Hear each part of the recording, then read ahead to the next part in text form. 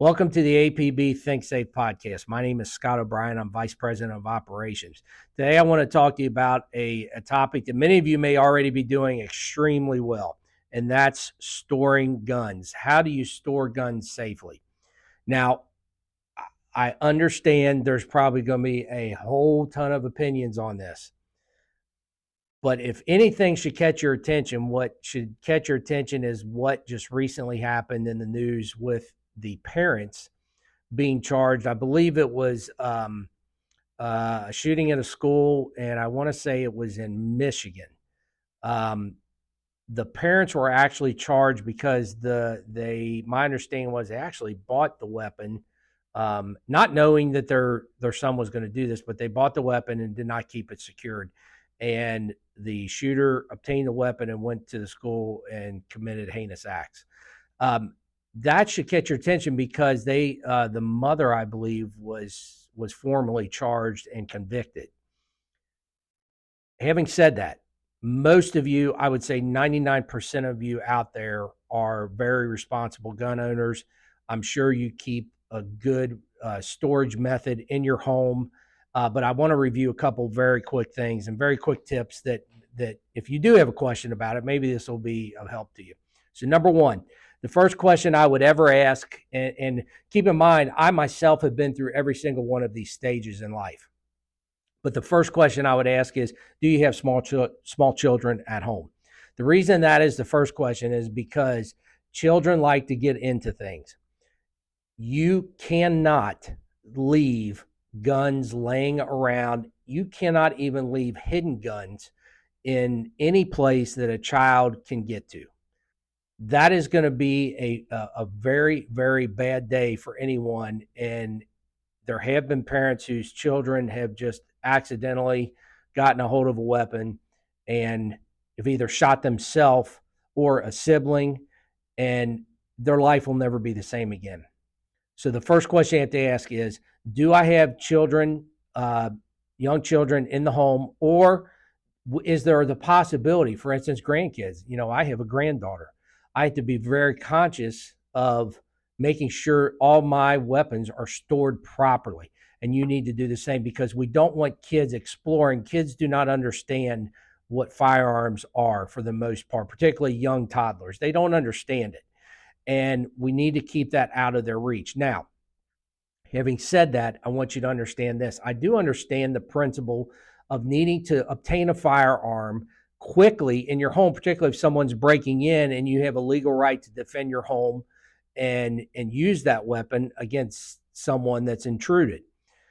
There are ways to do that. For instance, there are some great types of safes, lock boxes that are small, that can be stored close to the bed, in a bedroom, wherever you want to store them, that use biometrics. They use your fingerprint, your thumbprint, a code, whatever it is you like. There is something out there, I guarantee, that you would like.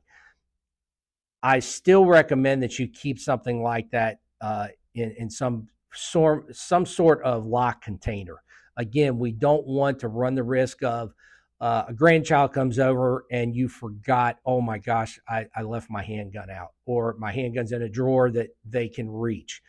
Just buy one of those small containers, and they're very inexpensive, and they actually work pretty well. And the difference in time for you to unlock that particular device and get to your weapon is not that much when you compare it to reaching inside of a drawer. So again, keep that in mind.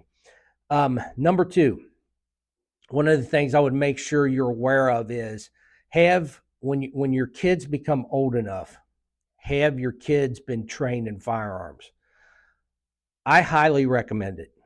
Now, I know some of you are probably cringing, some of you that do not like firearms, some of you that may not like the idea of a weapon even being in your home. That's okay. That's your personal choice. And if you choose that's fine. But for those of you who do choose to have weapons in your home, and you do have children that are of the age that they're old enough, they understand, they can be taught, and they can physically function with a weapon, I believe they should be taught. My kids, I taught all of them. To this day, they still will go out and shoot at the range. And but I taught them from an age that I knew, and I'm not going to really put an age number on it for you because you're the parent. You're going to have to decide when that is. But I will say that they need to be old enough, strong enough, smart enough that they can listen to your instruction, listen to someone else's instruction, and be able to physically manipulate that weapon properly. What we don't want is for them not to be strong enough and struggle trying to manipulate a weapon and have an accident. But I would instruct kids on helping them understand how a firearm functions. That way, they understand that this is a tool. It can be dangerous if you do not know what you're doing, but you also understand they are very clear that there's certain maybe parts of the house they don't go to where mom or dad's gun safe exists. Maybe they need to stay out of that. Maybe they need to understand that if mom or dad accidentally left a rifle leaning up in the corner or a handgun sitting on a nightstand, they understand that and they know they need to back away. The rules of the house are that no one touches that, and I, as the child, should never touch that. They learn a respect for that tool. They learn a respect for it, and they're not curious as to, oh, what is this and how does this work? Because that's usually when the accidents happen.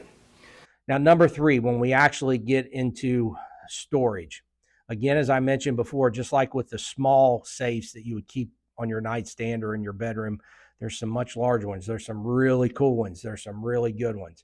I would definitely recommend first that you get something that's fire rated.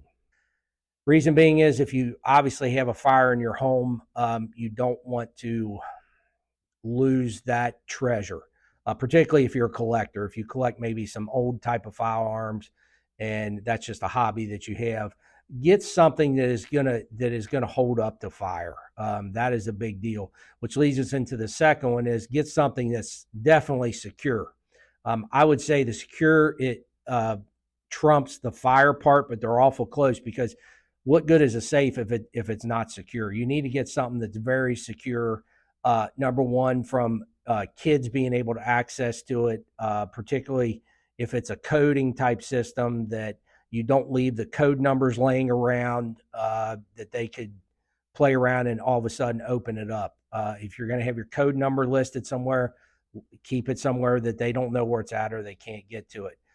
Make sure your safe is secured to either your wall or your floor, particularly if it's a large one. Now, you might be thinking, well, Scott, if it's a large safe, it's not going to go anywhere. For the most part, you're probably right. But there are some safes there, and I've seen them to where they're in that middle size range. And a large enough child might be able to move it or tip it, depending on the layout of the floor. If you have a gun safe in an area where the floor kind of slants a little bit, it could be in a basement, and a child gets up on there and starts deciding they're going to climb on the safe. That safe could tumble over on them and they really get hurt. So those, as simple as that sounds, these are things that you really need to take in consideration. So I am definitely a fan of securing it either to the wall or the floor, and I believe most people do that. Now, granted, there are some safes there that are so heavy, there's no way somebody's going to be able to move it. That might be the exception to the rule because there would be no need with such weight and size to secure something like that. And then my last point, which is, again, these are all important points, but this is also a very important point, is I recommend having multiple safes throughout your house for the very reason of you do need something that you can have accessible and you can access it quickly, just in case you need to use that weapon for someone breaking into your home or some other type of criminal activity that you're justified in using it. If you have every gun you own locked up in a large safe downstairs and the problem is upstairs, what is the likelihood that you're going to be able to get downstairs and get to that weapon? Probably pretty slim. Now, this is where we kind of fall into that line of people say, well, I'm going to keep a bunch of weapons stored in that safe downstairs, but I'm going to keep one handgun out just in case I need it. Now, if you don't have any children in your home and no children are going to come to your home and be able to rummage through drawers and get to it, okay, that's your personal choice. but I recommend at least having some type of maybe large safe to keep larger guns in, or multiple guns in, and then something small for defense. Um, if you choose to use a shotgun or a rifle for your defense, then they make small types of storage areas where you can secure that weapon inside of a very small spot that will fit into a closet, a safe that's very thin and has all the locking capabilities that a large one does. So I would definitely recommend something that you're definitely going to use, and other things you're just going to store for collection safe, or you're going to pull them out later on to show at an auction, or if you're some form of collector. But kind of divide up your roles. Have what doesn't need to come out often, and have something ready when it does need to come out, you can use it. And finally, what I'll say about firearms. Number one, practice with your firearms. I have seen many people that, and I hate to say this, but sometimes there's some social media platforms out there that people get a little too into, and they don't give the best advice, particularly when it comes to firearms. Practice. Go out there and practice. Find a very good qualified instructor, and go out and practice. And don't just practice shooting at paper.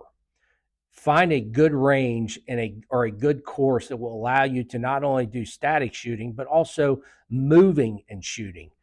Because when it comes down to it, if you have to use your weapon, there's a pretty good chance you're going to have to be moving while you're doing it. So I would learn your skill set based on both of those types of shooting, and do it often. I understand sometimes ammunition can get expensive, but I'm a firm believer in this. There are many types of trainings that occur that you can even get offline that show you how to use small amounts of ammunition and increase your marksmanship. And do your research. Find, again, if you go to a good qualified trainer, tell them, look, I don't have a lot of time, I don't have a lot of finances to put in this, but I do want to do it often. What is your recommendation? I'm sure they'll be more than happy to sit down and share that with you. So that's my advice for you today on some firearms. Oh, and one final thing I do want to bring up. Not that this happens often, but it is possible. If you ever do find that you're out and you run across a firearm that's left out in the open, left in a room somewhere, consider a couple things. Number one is, in my opinion, don't touch it, because particularly if it's laying out somewhere, if it's in a field, if it's on a city block, if it's in a dumpster, you don't know if that gun has been used in the commission of a crime. The last thing you want is your fingerprints on that particular weapon. Yes, you could articulate it to the police that I found this, I picked it up and did that, but it's better just to leave it be. Now, if you want to, you definitely should call the police if you find one in the open. And if you even want to stand by and make sure that nobody comes along and grabs it, or make sure that nobody comes along and a child comes along and picks it up, that's okay too. But whatever you do, contact law enforcement, let them know what your intentions are. Hey, I'm going to sit in my car, I'm going to watch this to make sure nobody comes by and touches it. I'm going to describe it to you. This is what it's a long gun, it's a shotgun, it's a rifle, it's a handgun, and just articulate what you found as best as you can. I highly recommend you do not touch it. I know many of you out there understand how to handle firearms, you know how to disable them, and that's all well and good. However, it goes back to the point, the question may come up, why did you touch it in the first place? Why, my recommendation is to avoid that. Law enforcement will get there in a very timely fashion to take care of that for you. So again, my name is Scott O'Brien, and thank you for your time. For more information on our additional safety packages, reach out to us at apbconsultingsolutions.com. You can hear all our podcasts for a 1-year subscription for $25. If you would like more information and are interested in our 3-course safety bundle that includes verbal de-escalation, situational awareness, and response to an active aggressor, that is $50, which also includes the podcast that I just spoke of. If you'd also like to reach out to us on social media platforms such as Facebook, LinkedIn, Instagram, and Twitter, please do so. If you want any questions answered by me or any of our other safety experts, again, we're happy to listen to you. We're happy to respond to you. Reach out to us, apbconsultingsolutions.com. Have a wonderful day.